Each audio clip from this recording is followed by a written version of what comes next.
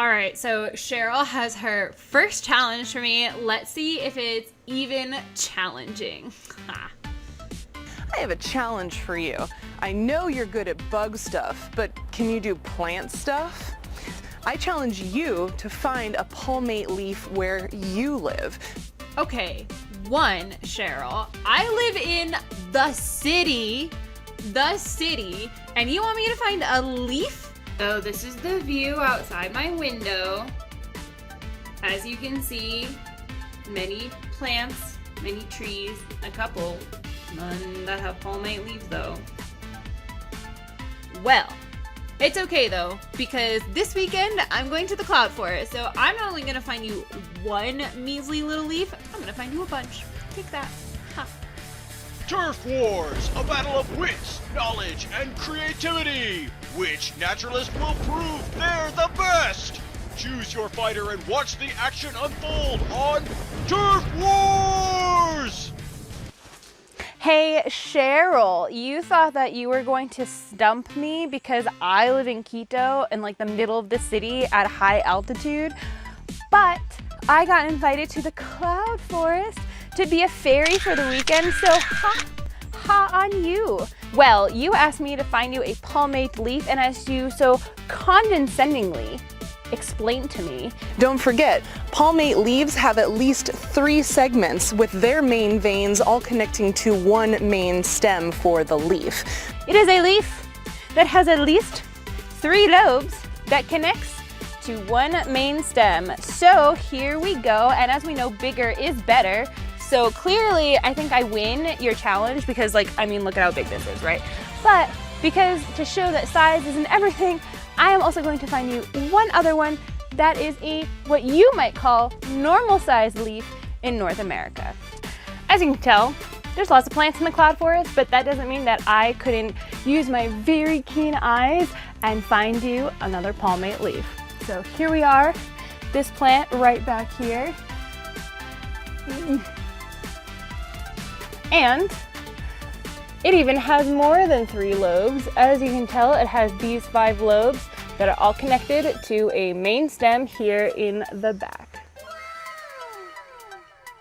Well, Sheryl, you challenged me to find one palmate leaf, but I found 3, and here's the third one. This one looks a little bit derpy, but here's the 3 different lobes, and they're all connected to one major stem. So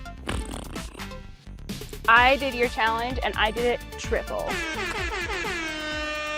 All right, Sheryl, now it's time for your challenge. I know that you're going to the Utah desert next week, so I want you to bring me or show me 5 things that are characteristic of the Utah desert. Only one of those things can be magnificent geological formations.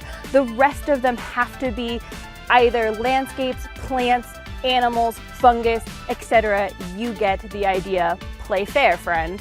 I want you to be able to show these images, show this footage to someone without any explanation, and they would be able to be like, oh yeah, that plant that came from the Midwest United States, or yeah, that thing came exactly from Utah. That is your job, friend. We encourage you to play along at home because we want to see what's characteristic of your ecosystem. So if you want to play along, you can tag us at any of these social medias. You do not have to do this in a video form. You can take pictures or journal or, you know, whatever. Be creative, man. Be creative. And we will be featuring some of your entries in coming videos. I'm so excited and I cannot wait to see what you love bugs can show us about your ecosystems where you live. And to show you that it's not impossible, I'm going to do that with the Ecuadorian cloud forest. So bring it. I'll just have to show you how it's done first so you at least know how to play.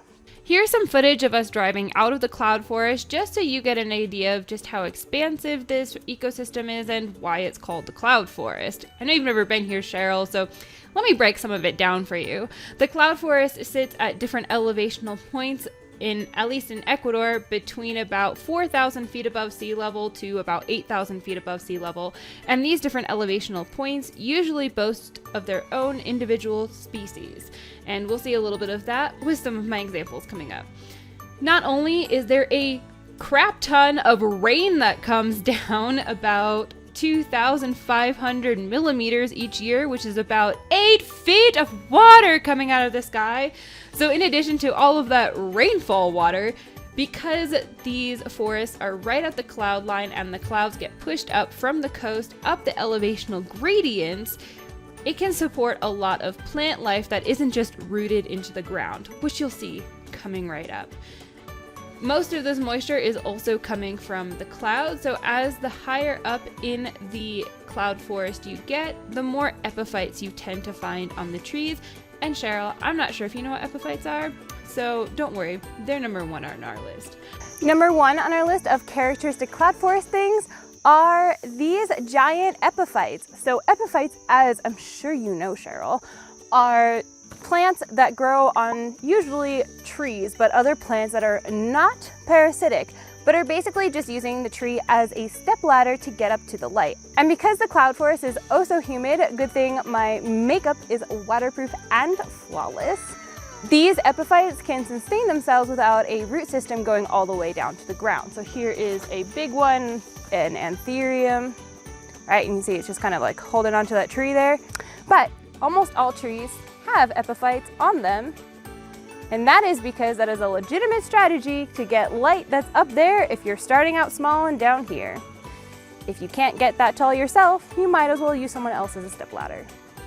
As you can see, there are just epiphytes all over these trees here, and that is so characteristic of the cloud forest, but I'm sure you knew that. Another super characteristic thing is this tree fern right behind me, and I'm gonna zoom into it and we're gonna talk about it a little bit more because Sheryl, I'm not sure how much you know about tree ferns.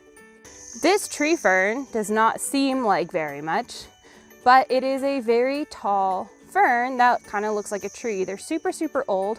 Because tree ferns are true ferns and not true trees, they don't have a vascular system, which means that they can't store water like other plants can. To make this tree-like structure, tree ferns use a thing called a rhizome, which is normally a piece of structure that runs horizontally under the ground, but in tree ferns has been modified to stand upright and become a sort of trunk that has been hardened and solidified. But because they can't store water like normal trees, they have to live in really moist environments so they can always uptake water.